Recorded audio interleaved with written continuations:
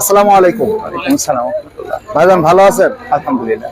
12 তারিখ বৃহস্পতিবার যে নির্বাচন হবে, এই নির্বাচনে আপনি কাকে বিজয় হিসাবে দেখতে চান? আসসালামু আলাইকুম রহমতুল্লাহ।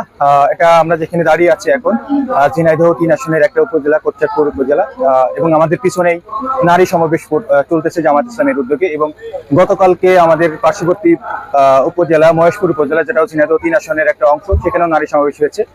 এই নারীদের উপচে পড়া ভিড় এবং তাদের যে আকাঙ্ক্ষা, আমরা দেখছি যে তারা আগামী যে সংসদ নির্বাচন, সেখানে দাঁড়িপাল্লাকে বিপুল ভোটে জয়যুক্ত করে জাতীয় সংসদে পাঠাতে চায়। এবং আমাদের এই আসনের যে জামাত ইসলামের প্রার্থী জনাব মতিউর রহমান ছাড় বিজয়ী হবেন বলে আমরা আশাবাদী। এবং শুধু নারীরা নয়, এই অঞ্চলে আবাল বৃদ্ধা বনিতা সবার মুখে একই সুর, দাঁড়িপাল্লা এবার জয়লাভ করবে।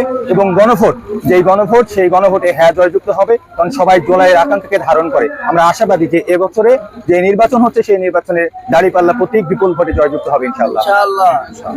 আসসালামু আলাইকুম রহমতুল্লাহ। আমরা আজকে কোটচাঁদপুর উপজেলায় নারীদের যে সমাবেশ, সেখানে প্রচুর উপস্থিতির সমাগম আমরা লক্ষ্য করেছি।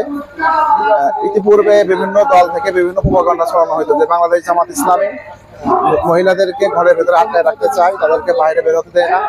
তো এই সকল প্রপাগান্ডার আজকে অবসান ঘটেছে। বাংলাদেশ জামাত ইসলামী যে আগামী দিন সরকার গঠন করবে, আজকের এই মহিলা নারী সমাবেশ তার প্রমাণ করে আর কি। আমরা আশা রাখি অবশ্যই মহেশপুর কোটচাঁদপুরের মাটি ইসলামী আন্দোলনের ঘাঁটি, এখানে আমাদের মোহাম্মদ মতিউর রহমান স্যার অসংখ্য ভোটে তিনি এগিয়ে থাকবেন এবং তার ডক্টর শফিকুর রহমানের হাতকে তিনি শক্তিশালী করবেন। আগামী দিন যেই বাংলাদেশ জামাত ইসলামী যে সরকার গঠন করবেন, এখানে তিনি অংশীদার হিসেবে থাকবেন বলে আমরা আশা করছি। মাশাআল্লাহ। জি, আসসালামু আলাইকুম রহমতুল্লাহ। আপনারা দেখতে পাচ্ছেন ঝিনাইদহ 3 কোটচাঁদপুর মহেশপুর, বিশেষ করে আজকে কোটচাঁদপুরে বাংলাদেশ জামাত ইসলামের উদ্যোগে ঐতিহাসিক মহিলাদেরকে নিয়ে বিশাল সমাবেশ।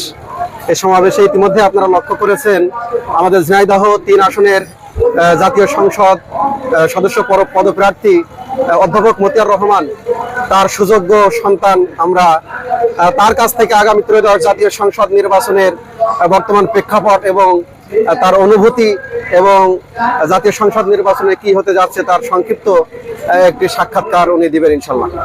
জি, আসসালামু আলাইকুম ভাই, ভালো আছেন? আলহামদুলিল্লাহ, ভালো আছি আলহামদুলিল্লাহ। আলহামদুলিল্লাহি রাব্বিল আলামিন, আসসালাতু ওয়াসসালামু আলা রাসূলিল কারীম ওয়া সাহবিহি আজমাইন। আমার পিতা জনাব অধ্যাপক মতিউর রহমান দাঁড়িপাল্লা প্রতীকে নির্বাচন করছেন। আমাদের আশা, উনি নির্বাচিত হলে সাধারণ জনগণ, যারা নির্যাতিত অসহায় মানুষ, নিরাপত্তা পাবে, জুলুমের অবসান হবে, চাঁদাবাজির অবসান হবে।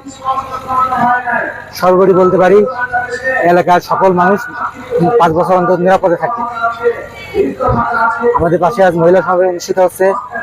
বিপুল সংখ্যক মহিলা, মা এবং বোনেরা এখানে উপস্থিত হয়েছেন। এতেই বোঝা যায় যে কোটচাঁদপুর মহেশপুরের জনগণ আর দাঁড়িপাল্লার পক্ষে গণজোয়ার সৃষ্টি হয়েছে। আগামী 12ই ফেব্রুয়ারি ত্রয়োদশ জাতীয় সংসদ নির্বাচনে আপনারা সকলেই গণভোটে হ্যাঁ ভোট দিবেন এবং দাঁড়িপাল্লায় ভোট প্রদান করবেন। ইনশাল্লাহ দাঁড়িপাল্লায় ঝিনাইদহ 3 আসন থেকে বিপুল ভোটে নির্বাচিত হবে